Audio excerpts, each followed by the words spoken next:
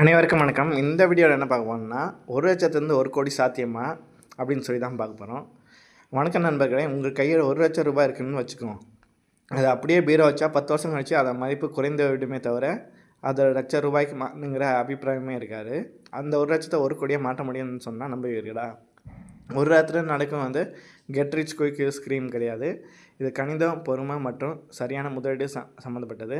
இந்த வீடியோவில் ரூ. 1,00,000 எப்படி 1 கோடி ஆகுங்கிற ரகசியத்தை நான் உங்களுக்கு விளக்குறேன். முதல்ல நாம் ஒரு விஷயத்தை புரிஞ்சுக்கொள்ள வேண்டும். பணத்தை சும்மா வச்சுருப்பது நஷ்டம் தான். ஏன்னா இன்ஃப்ளேஷன் எனப்படும் பணவீக்கம் ஏறிட்டே இருக்கும். இப்போ நீங்கள் ரூ. 100 வாங்கும் பொருள் அடுத்தாவது ரூ. 106 ஆகும். ஆனால் இது முற்றிலும் நமக்கு இருக்க ஆயுதம் என்னென்னா பவர் ஆஃப் காம்பவுண்டிங். ஆல்பர்ட் ஐன்ஸ்டைனும் இதை உலகத்தில் உள்ள 8வது ஐசம்னு சொல்லியிருக்காரு. நீங்கள் ஒரு தொகையை முதலீடு செய்கிறீங்க, அதற்கு வட்டி கிடைக்கிறது. அடுத்த முறை வட்டி கணக்கிடும் போது உங்கள் அசல் ப்ளஸ் வட்டி 2க்கும் சேர்த்து வட்டி கிடைக்கும். இது ஒரு பனிப்பந்து போல். மலை உச்சிலேருந்து உருண்டு வரும் பனிப்பந்து கீழே வரும்போது மிக பெருசாக மாறும். அது மாதிரி தான் இந்த பவர் ஆஃப் காம்பவுண்டிங் வேலை செய்யுது. இப்போது ஒரு முக்கியமான பகுதிக்கு வரும். ரூ. 1,00,000 எப்படி 1 கோடி ஆகும்? இதற்கு 2 வழி இருக்குது. 1,00,000 ஒரு முறையில் முதலீடு செய்துவிட்டு அதை தொடவே இல்லை என்றால் மியூச்சுவல் ஃபண்டு மூலமாக முதலீடு சேர்ந்தால் 12% வட்டியில் 41 வருஷம் ஆகும்.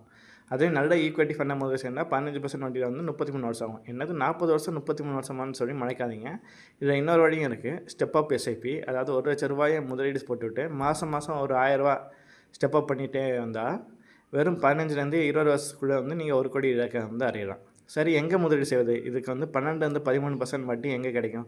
வங்கியில் போட்டால் 6% தான் கிடைக்கும். இண்டெக்ஸ் இல்லாட்டி ஃபண்டு இல்லாட்டி மியூச்சுவல் ஃபண்டு லாங் டேர்முக்கு 12-15% லாபம் கிடைக்க அதிக வாய்ப்புள்ளது. அது மட்டும் இல்லாமல் டைரக்ட் ஸ்டாக்கில் உங்களுக்கு சந்தேகப்பட்டு அறிவு இருந்தால் நீங்கள் பங்கை தேர்ந்தெடுத்தால் 18% மேலே லாபம் கிடைக்கும். பணத்தை ஒரே இடத்துல போடாதீங்க. கொஞ்சம் தங்கம், கொஞ்சம் மியூச்சுவல் ஃபண்டு, கொஞ்சம் ஈக்விட்டின்னு பிரித்து முதலீடு செய்யுங்க.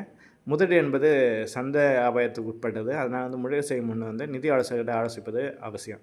தவிர்க்க வேண்டிய விஷயம்னா என்னென்னா அடுத்த வருடம் ஆரம்பிக்கலாம்னு சொல்லி தள்ளி போடக்கூடாது. நீங்கள் ஒரு வருடம் தள்ளி போட்டால் இறுதியில் சில லட்சங்கள் இழப்பீங்க. சந்தை கீழே வரும்போது பயந்து பணத்தையும் எடுத்துகிட்டு ஓடக்கூடாது. கொஞ்சம் வெயிட் பண்ணணும். கடன் வாங்கி ஒரு முதலீடு செய்யக்கூடாது. புரியுதுங்களா? 1 கோடி ரூபாய் என்பது ஒரு இலக்கம் கிடையாது. அது ஒரு நிதி சுதந்திரம். 1,00,000 ஆரம்பித்து பொறுமையாக இருந்தால் அந்த இலக்கை யாராலும் தடுக்க முடியாது.